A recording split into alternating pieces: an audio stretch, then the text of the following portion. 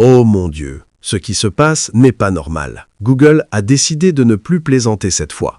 Si vous pensiez que Cursor, Try ou même VS Code représentaient la fin du développement logiciel par IA, vous devez revoir vos calculs immédiatement. Google vient d'annoncer, il y a quelques jours, une bombe atomique dans le monde du développement. Un tout nouvel éditeur de code IDE appelé Antigravity. Le nom est un hasard, car cet éditeur renverse réellement toutes les lois de la programmation que nous connaissions. Il ne s'agit pas seulement de complétion de code ou d'un chatbot qui vous répond. Nous parlons d'agents et de clients qui travaillent pour vous, écrivant du code, ouvrant le navigateur, testant le site et corrigeant les erreurs par eux-mêmes. Dans cette vidéo, je vais vous présenter les 10 fonctionnalités les plus dangereuses et terrifiantes de Google Antigravity, qui permettent à Google d'écraser tous ses concurrents sans pitié. Concentrez-vous bien et c'est parti. Qu'est-ce que Google Antigravity exactement? Avant d'entrer dans les fonctionnalités, vous devez comprendre comment la donne a changé. Auparavant, l'IA était un assistant, un copilote, c'est-à-dire un copilote. Avec Antigravity, Google introduit un nouveau concept appelé Agent First Paradigm. Que signifie cela? Vous n'êtes plus le pilote, vous êtes le directeur de l'aéroport et l'IA est le pilote.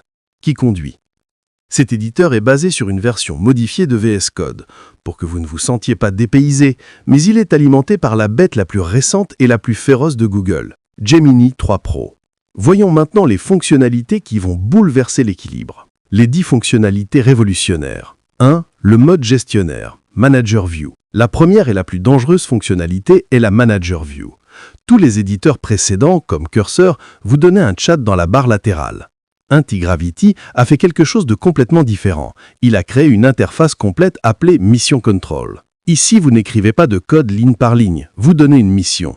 Vous dites « Hey Antigravity, construis-moi une application de chat complète connectée à Firebase ». Il prend la mission, commence à la diviser en étapes et travaille tout seul en arrière-plan. Vous êtes assis, buvant votre thé et regardant l'agent planifier et exécuter.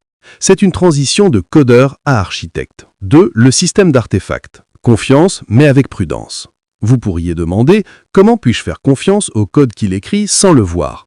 C'est là que Google a bien joué, avec la fonctionnalité des artefacts. L'agent n'écrit pas seulement du code et c'est tout. Il produit des documents et des dossiers. Il crée un Implementation Plan, plan d'exécution, que vous devez d'abord approuver. Il crée une task list, liste de tâches, et coche celle qu'il a terminée. Vous voyez donc comment il pense et ce qu'il a l'intention de faire avant de saccager votre projet. C'est une fonctionnalité qui fait de vous un vrai manager, pas seulement un relecteur de code. 3. Contrôle total du navigateur. The Ghost in the Browser. Celle-ci est la fonctionnalité qui va vous faire hurler de stupéfaction. Les autres éditeurs écrivent du code, et vous devez aller ouvrir le navigateur, rafraîchir et voir le résultat. Antigravity a un navigateur intégré, et l'agent peut le contrôler. Imaginez que l'agent écrive le code d'un bouton de login, puis il ouvre le navigateur par lui-même, tape un email et un mot de passe, clique sur Login et vérifie s'il y a une erreur. S'il trouve une erreur, il revient au code, la corrige et refait le test.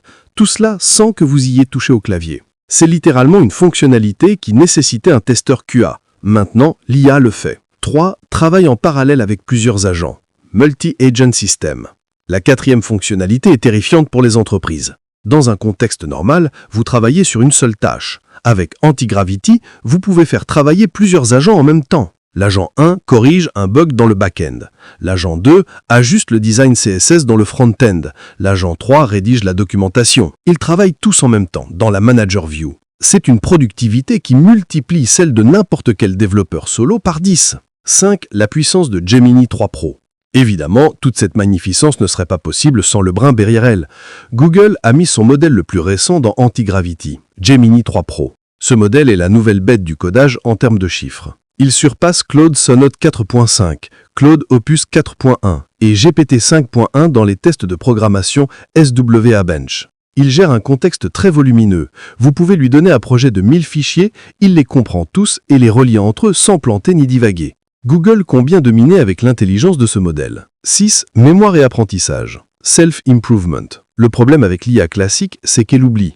Vous corrigez une erreur, elle la répète dans le fichier suivant. Antigravity a une fonctionnalité appelée Learning from Past Work, apprentissage à partir du travail passé. Si vous lui dites « Je n'aime pas utiliser Tailwind, j'utilise des modules CSS », il enregistrera cette information dans sa base de connaissances. Ainsi, pour toute tâche future, il connaîtra votre goût, votre stack et ne fera pas la même erreur 2 fois.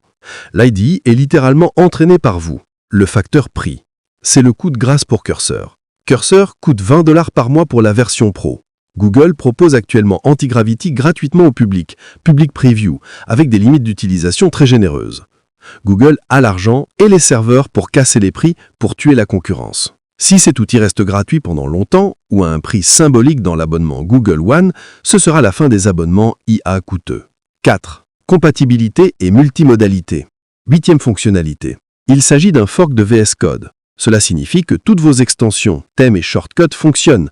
Vous n'aurez pas l'impression d'avoir déménagé dans une nouvelle maison. 9e fonctionnalité.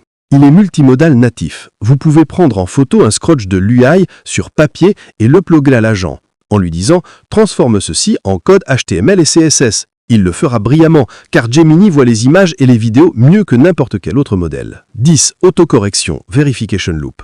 L'agent dans Antigravity ne vous livre pas le travail et s'en va. Il a une conscience. Après avoir écrit le code, il exécute les test cases. S'ils échouent, il tente de les corriger lui-même et recommence jusqu'à ce qu'il vous livre un travail propre. Cela réduit le temps que vous passez à revoir le code d'une IA stupide. Conclusion. Est-ce la fin ? Google Antigravity n'est pas seulement un nouvel éditeur, c'est une déclaration claire que l'ère de l'écriture de code à la main touche à sa fin et que l'ère de la gestion de code commence.